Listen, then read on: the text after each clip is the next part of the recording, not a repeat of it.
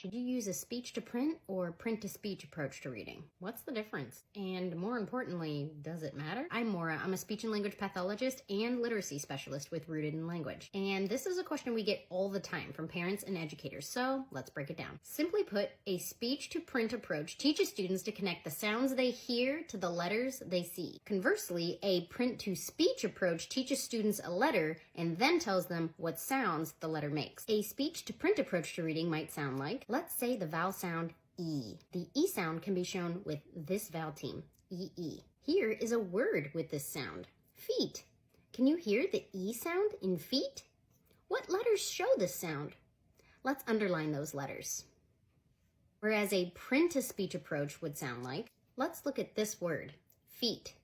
The letters E-E make the E sound. When you see E-E, say the E sound. Wait. That doesn't seem very different, like, at all. Both approaches link the E sound to the E-E spelling, right? As we progress along, the subtle difference in these approaches matters big time. Here's a better example. Here are 5 sounds called short vowel sounds. Let's feel how our mouth moves when we say these sounds. I, ah. We are going to use these sounds in some words and practice saying these sounds as we write the letters. Every time we write these sounds, we are going to say them because the sound tells us what to write. Here is the letter A. This letter can make a lot of sounds. A, ah, or Let's do flashcard drills so that every time you see this letter, you know the sounds it might say.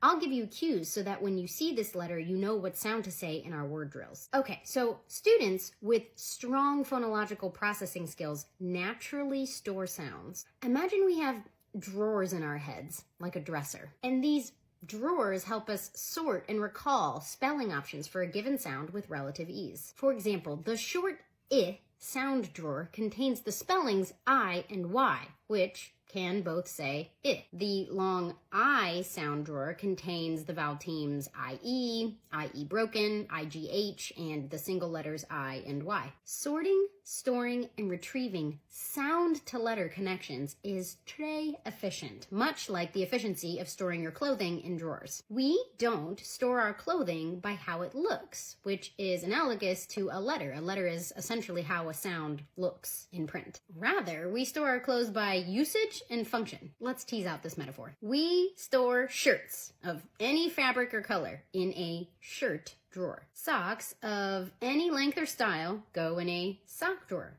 hopefully linked in pairs, much like vowel teams. Shorts go in one drawer while pants go in another, much like short and long vowel sounds. Students with inherently weak phonological processing skills try to store sounds by letter recognition patterns, or in other words, by how they look. So the letter O, for instance, ends up in an inefficient pile of potential sound connection. Short ah, ow, oi, long O and its many spelling patterns containing the letter O, such as OA or OW, double O, which can say oo as in moon or as in book. So storing sounds and spelling patterns by letter instead of by sound is highly inefficient. The equivalent of throwing all of one's clothing into a big pile in the middle of the floor and then quickly trying to locate and produce a specific shirt or pair of socks. I'm getting stressed just thinking about that. Now, is this a matter of philosophy or science? Well, research, as shown in countless fMRI studies, supports the need for speech-to-print, aka sound-based instruction. First, we know that children ages 0 to 5 years develop an oral language system, hearing and speaking sounds, which is housed in the left hemisphere of the brain. Then, literacy skills are built on top of the oral language system in the same left hemisphere and repurposing the same systems. Therefore, what is known as the reading brain is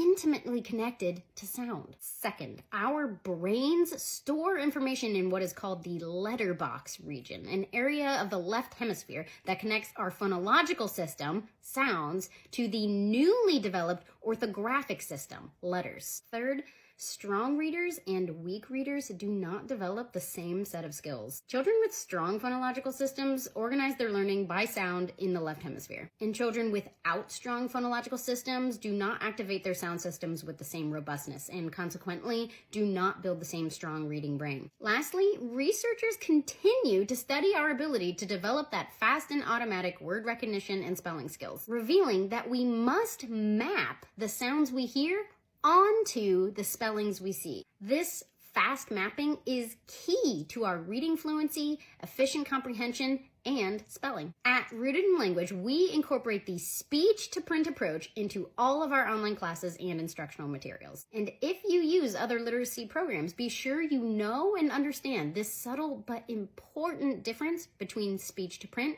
and print-to-speech instruction.